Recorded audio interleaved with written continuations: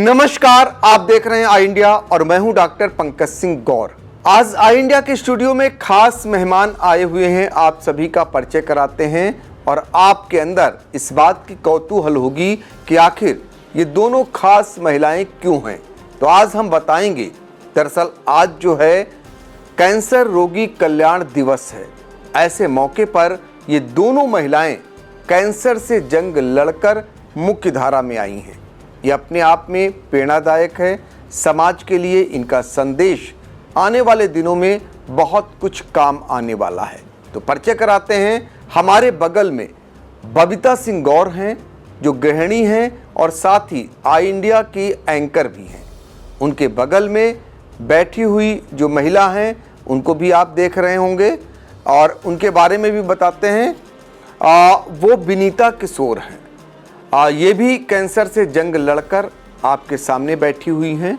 इनके बारे में आज जानेंगे कि कैसे इन्होंने कैंसर की जंग लड़ी, कैसे फिर मुख्यधारा में आईं और इस दौरान किन किन समस्याओं से इन्हें जूझना पड़ा और इनका संदेश क्या है आखिरकार ऐसे लोगों के लिए, क्योंकि जिस तरीके से कैंसर के रोगी बढ़ रहे हैं या कैंसर का रोग दिनों दिन बढ़ता जा रहा है, उसमें कैसे इन्होंने इतनी बड़ी जंग को जीता है, ये बहुत कुछ उन लोगों के लिए काम आने वाला है जो इस जंग को लड़ रहे हैं। तो चलिए आज चर्चा शुरू करते हैं और आज आपको बहुत कुछ ज्ञान मिलने वाला है। विनीता जी, जानना चाहेंगे कि आपको कैंसर कब हुआ और कहाँ का कैंसर था और फिर कितने सालों में आप कैंसर की जंग को लड़कर जीती हैं? जी, मुझे पहले से कोई सिम्टम नहीं फील हुआ।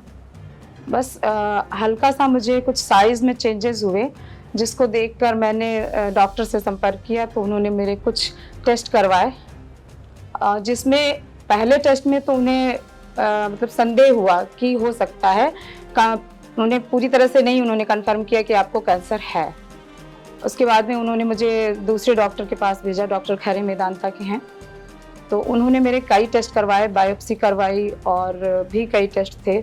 तो उसके बाद उन्होंने मुझे बताया कि मुझे कैंसर है। ये रहा होगा 23 का मार्च रहा है। जी जी। तो कहाँ का बताया आपको कि कैंसर कहाँ है आपको? उन्होंने मुझे ब्रेस्ट कैंसर बताया। जी। और जब बताया तो कुछ थोड़ी देर के लिए तो ऐसा लगा कि मुझे कोई सिम्टम फील नहीं हुआ, मुझे कोई वीकनेस नहीं थी, किसी प्रकार का कुछ ऐसा फील नहीं हो रहा था कि मैं कैंसर जैसी बीमारी से जूझ रही हूँ। मुझे ऐसा कुछ भी फील नहीं हुआ। तो जब उन्होंने बताया तो पल भर के लिए मुझे ऐसा लगा कि ऐसा हो नहीं सकता कि मुझे इतनी बड़ी बीमारी है और मैं जान नहीं पाई। जी। लेकिन हाँ, बीमारी थी और बस थोड़ी देर के लिए तो मैं कुछ बोल न सकी कि मुझे कैंसर है, इसके आगे कैसे क्या होगा। तो डॉक्टर साहब ने मुझे समझाया कि ज़रूरत नहीं है किसी भी प्रकार का दुख करने की या रोने की। ट्रीटमेंट है और हम ट्रीटमेंट शुरू करेंगे, उसके आगे आप ठीक भी हो सकती हैं। बस उनकी बात को सुनकर मैंने वैसे ही उन्हें फॉलो किया। किस स्टेज का आपको कैंसर था? मुझे 4th स्टेज का कैंसर था। अच्छा, इस दौरान जैसा बताते हैं, जब कभी आप भी बता रही कि जब कैंसर डिटेक्ट हुआ और आपको किसी प्रकार की वीकनेस नहीं थी, आपको कमजोरी महसूस नहीं हुई, आप क्या वॉकिंग भी करती थी उससे पहले? जी, मॉर्निंग इवनिंग मेरा शेड्यूल रहा था। मॉर्निंग में 4 किलोमीटर चलना और इवनिंग में भी 3 किलोमीटर या 2 किलोमीटर खाने के बाद टहलना मेरा बिल्कुल रूटीन में रहता है, अभी भी है। जी। तो आपको कमजोरी नहीं महसूस हुई? जी, कोई कमजोरी नहीं महसूस। आप स्वयं आपको लगा कि आपको जब ब्रेस्ट कैंसर लगा कि आपकी कोई ऐसी चीज आपको लगी कि साइज छोटा हो रहा, तो आपको आभास हुआ, आप खुद डॉक्टर के पास पहुंची? जी, मुझे कुछ साइज में चेंज नज़र आया तो मैंने सोचा डॉक्टर से बात करती हूँ, क्योंकि एकदम से ये फील नहीं होता है कि मुझे कैंसर जैसी प्रॉब्लम होगी। बस ये लगा कि और भी बहुत सारी समस्याएं होती हैं उसमें जो इजीली ठीक हो जाती है, बहुत सारी दवाइयाँ हैं जिससे ठीक हो जाता है, लेकिन उसके लिए जांच करवाना ज़रूरी है कि हाँ ऐसा तो नहीं कि मुझे कैंसर है। मतलब अपने आप को संतुष्ट करने के लिए ये चीज़ की कि हाँ टेस्ट करवाते हैं और पता चल जाएगा कि मैं नॉर्मल स्टेज में हूँ या किसी बीमारी में हूँ। बिल्कुल, आप बहुत बड़ी बात इसलिए कह रही हैं क्योंकि अगर समय पर यह पता चल जाए कि आपको कैंसर है, तो अब आप सभी लोग जान रहे हैं कि कैंसर का इलाज है। और आपका जब कैंसर आपको हुआ 4th स्टेज का कैंसर था, लेकिन किस तरीके से जंग लड़ी और आज आप सबके सामने हैं, आज पूरा कार्य कर रही हैं जैसे पहले कार्य करती थी। और भी चर्चा आपसे करेंगे। अब हमारे बगल में बबीता सिंह गौर, जिन्हें आप लोग देखते होंगे, आई इंडिया की एंकर हैं और हाउसवाइफ हैं, और ऐसे में उनको जब कैंसर होता है, कहाँ का कैंसर होता है उन्हीं से जानते हैं, कैसे वो पहुंचती हैं डॉक्टर के पास और कैसे जंग जीत कर वो आती हैं आप सबके बीच और पहले की तरह फिर से आपको रोज खबरों को पहुंचाने का काम करती हैं। आपको कब पता चला, आप कैसे डॉक्टर के पास पहुंची और कहाँ का कैंसर था आपको? पहले तो नॉर्मली जैसे बुखार खांसी आती थी उस तरीके से ही बुखार खांसी को फील करते थे रोज रात में, और रोज सुबह काम पे फिर से लग जाते थे। ये महसूस नहीं होता था कि हाँ कोई प्रॉब्लम अंदर क्रिएट हो रही होगी, लेकिन कभी कभी लगता था, क्योंकि कभी ऐसा लगता था जैसे एकदम से आंखों के आगे अंधेरा घूम गया या वीकनेस बहुत ज़्यादा लगती थी। और रात में अक्सर ही फीवर रहता था, पीठ में बहुत लाइटली सा दर्द होता था, पीठ और सीने के बीचों बीच में। तो यही सोचा कि होगा। फिर बीच में मेरे बेटे की तबीयत खराब हुई, उसे शुगर है और तो इसलिए उसके लिए ज़्यादा पजेसिव रहती हूँ, तो उसे लेकर लखनऊ गए हुए थे हम लोग। लखनऊ जब गए तो ये सोचा कि लाओ अपने आप को भी दिखा लेते हैं। दिखाने नॉर्मली डॉक्टर के पास पहुँचे। डॉक्टर साहब ने कहा कि ऐसा है, आप पहले कोई दवा नहीं दी, बोले पहले आप जाके एक्सरे करा के आइए। और उसी समय सब एक्सरे भी करा लिया। डॉक्टर साहब ने एक्सरे तुरंत देखते ही कहा आप यहाँ बिल्कुल रुकिए नहीं। उसी समय की बात है, उन्होंने बोला बिल्कुल यहाँ नहीं रुकिए और सीधे आप किसी अच्छे चेस्ट फिजिशियन के पास जाइए। वो डॉक्टर का मिलना समझिए हमारे लिए रामबाण था। और उस डॉक्टर के पास से सीधे हम दूसरे दिन, क्योंकि काफ़ी रात हो चुकी थी, तो दूसरे दिन हम लोग डॉक्टर वीपी सिंह के पास गए। डॉक्टर वीपी सिंह जी ने देखा और उसी दिन, मेरे ख्याल से 17 नवंबर 2019 की बात है, 17 नवंबर 2019 में उसी दिन उन्होंने मेरी बायोप्सी की। अब बायोप्सी का मतलब तो मुझे मालूम ही था कि बायोप्सी का मतलब क्या है और बायोप्सी टेस्ट किस लिए हो रहा है, तो अब थोड़ा सा तो थे, लेकिन ये नहीं था कि इसमें इतना पेन होता है। गए अंदर और जब बाहर आए तो गौर साहब ने कहा तुम इतना परेशान क्यों? तो मैंने कहा कि वो बड़ा पेनफुल टेस्ट था, लेकिन उनको नहीं बताया कि ये टेस्ट क्यों हुआ है। ये फिर उसमें डॉक्टर सस्पेक्टेड थे और बोले कि अभी 5-6 दिन बाद इसकी रिपोर्ट आएगी और फिर आपको बताएंगे। हम लोग वापस आ गए और जैसे जी रहे थे वैसे जीने लगे। फिर डॉक्टर के पास रिपोर्ट आई 6-7 दिन बाद। उन्होंने बोला ऐसा है, आप वापस आइए और हम फिर से देखेंगे। कुछ दवाएं खांसी की और नॉर्मली ऐसे बुखार की दे दी थी, उससे रिलीफ तो हुआ, लेकिन वैसे जैसे वीकनेस वगैरह गई नहीं। फिर हम लोग 22 दिसंबर को डॉक्टर साहब के पास फिर से गए और डॉक्टर साहब ने कहा कि ऐसा है, हम दूसरी बायोप्सी करेंगे, इसमें कुछ क्लियर नहीं आया है। और दूसरी बायोप्सी की जब उन्होंने, फिर उसके बाद उसमें क्लियर आ गया कि आपका एक गांठ जो है वो डेवलप्ड हो रही है, वो भी बिल्कुल हार्ट से टच करती हुई लंग्स में, लेफ्ट साइड। तो ये हुआ कि गांठ है तो रिमूव हो जाएगी। उन्होंने बोला थायरॉइड सर्जरी है और ईजिली हो जाएगी। फर्स्ट टाइम हम लोगों को गांठ का ही शो किया उन्होंने। जब गांठ का शो हुआ तो उस दिन 22 तारीख की रात में बायोप्सी, सेकेंड बायोप्सी की उन्होंने हमारी। और सेकेंड बायोप्सी के बाद 6-7 दिन हम लोग लखनऊ ही स्टे किए।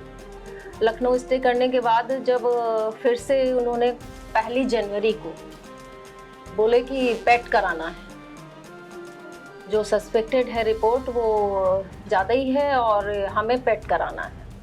पेट सिटी कराई तो उसमें उन्होंने क्लियर कह दिया कि ऐसा है, आप कहीं बाहर या यहीं लखनऊ में भी अच्छे डॉक्टर हैं, दिखा लीजिए और इसका ट्रीटमेंट तुरंत करा लीजिए तो बेहतर रहेगा। तो गौर साहब ने बात की डॉक्टर से, बोले कि ऐसा क्या है, तो बोले कि ऐसा है कि हमको डाउट हो रहा है कि ये इसमें फर्स्ट स्टेज का कैंसर है।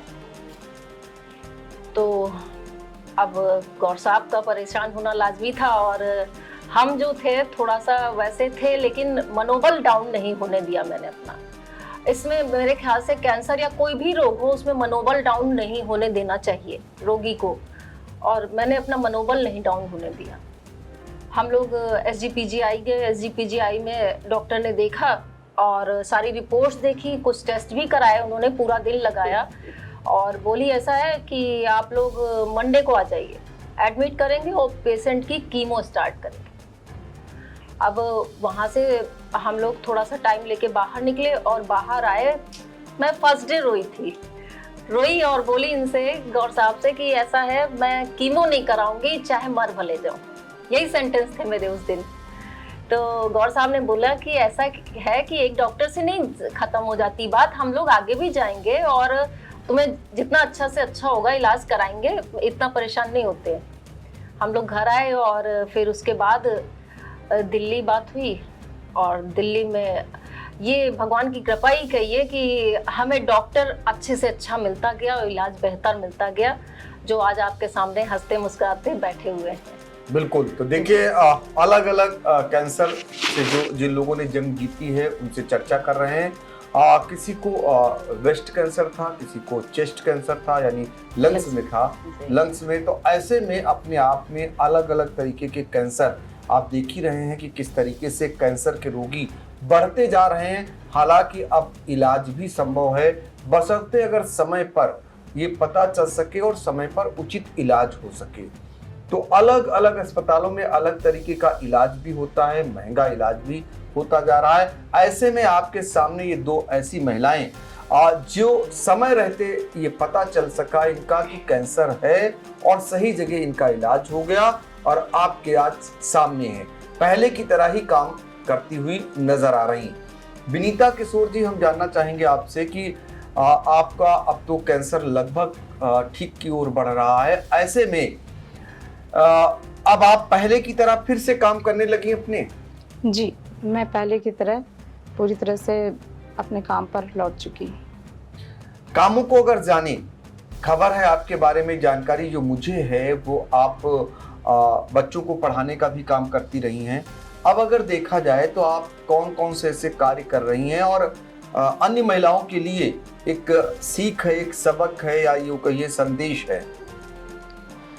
अभी मैं अपने घर को पूरी तरह से संभाल रही हूँ और जो बच्चे मुझसे पढ़ते थे अभी वो मेरे पास नहीं आए हैं, लेकिन बच्चों की फिटनेस के ऊपर कार्य करने का मैंने सोच रखा है और शुरू किया है मैंने, क्योंकि बच्चों का इम्यून सिस्टम इधर बहुत वीक हुआ है आफ्टर कोविड। तो उसकी वजह से मैंने सोचा है कि हाँ, मुझे कुछ ऐसा करना चाहिए जिससे एक्सरसाइज करा के और गेम्स के ज़रिए बच्चों को थोड़ा सा मोबाइल से दूरी बनाते हुए, जो कि उनका सारा समय मोबाइल पे जा रहा है, तो वो कुछ समय लेकर उनके हेल्थ की तरफ मैं काम कर सकूं। बिल्कुल। तो देखिए, जज्बा देखिए आपकी, एक जंग कैंसर से जीतने के बाद अब जो नई जिंदगी है वो कितना लोगों के लिए समर्पित है, उसको बता रहे हैं कि समाज के लिए वो क्या कुछ करना चाहती हैं। इसको साझा किया।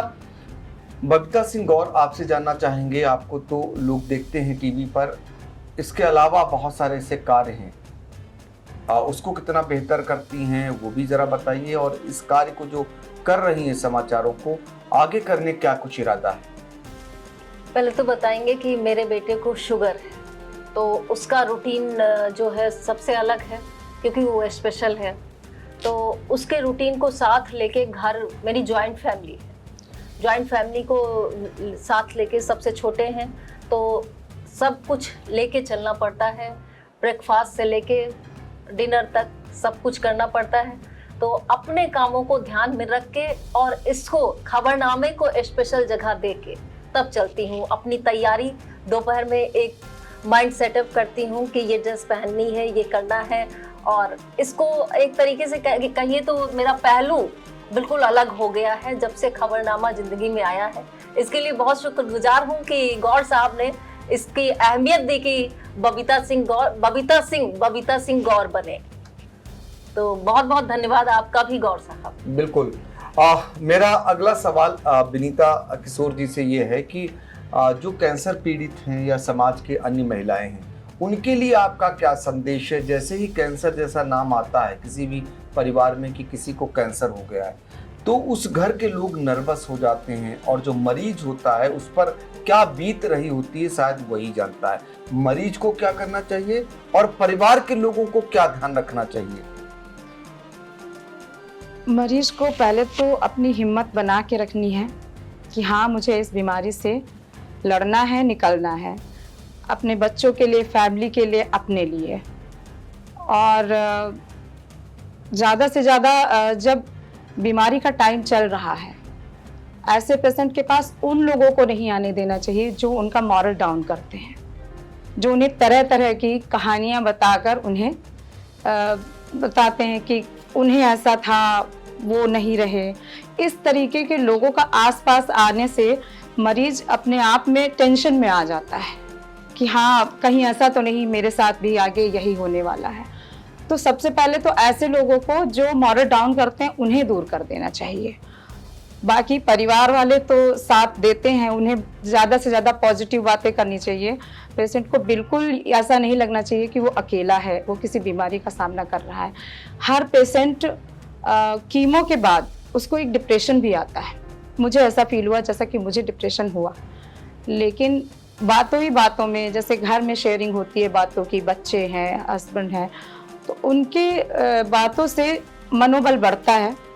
मैं भी ठीक हो सकती हूँ, मुझे पॉजिटिव सोचना है। डॉक्टर्स भी यही कहते हैं कि जितने अच्छे विचार अपने आप दिमाग में लाएंगी और सोचेंगी कि मैं स्वस्थ हूँ, उस बीमारी के दौरान भी सोचना चाहिए कि मैं स्वस्थ हूँ और आगे स्वस्थ हो जाऊंगी।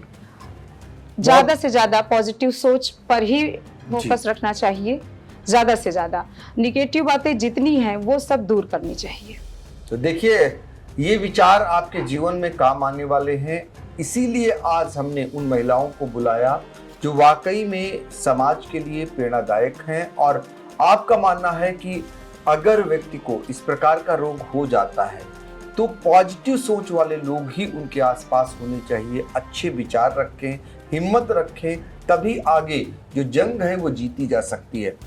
आपके विचार क्या है?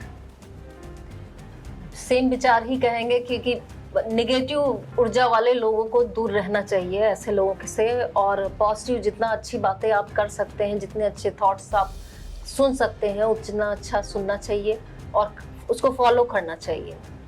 ज़्यादा से ज़्यादा अपने आप का मॉरल डाउन नहीं होने देना चाहिए। बिल्कुल। तो देखिए, ये कैंसर पीड़ित महिलाएं जो आज आपके सामने उस जंग को जीत कर बैठी हुई हैं और अब आगे जो जिंदगी है उसको समाज के लिए किस तरीके से समर्पित करना है, परिवार की जिम्मेदारी का निर्वहन करते हुए अपने आप में मिसाल है। तो हम उन तमाम लोगों से कहेंगे जो कैंसर रोग से पीड़ित हैं, वो ऐसी महिलाओं से सबक लें, सीख लें और निश्चित तौर पर हिम्मत रखें और पॉजिटिव अपने आसपास अच्छे विचारों को रखें। जंग वो जरूर जीतेंगे। हालांकि कैंसर रोग बढ़ता जा रहा है, ये चिंतनीय विषय है। आज एक रिपोर्ट हम देख रहे थे और उस रिपोर्ट के बाद ही आज हमारे दिमाग में एकाएक ये आया, क्यों ना ऐसी महिलाओं को सामने लाया जाए।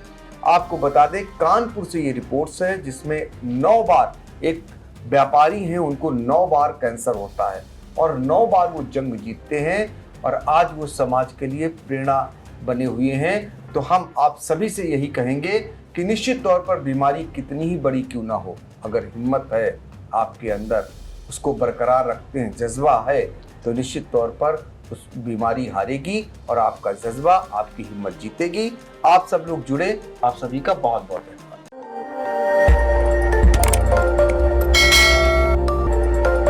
खबर आपकी, नजर हमारी। देखते रहिए आई इंडिया।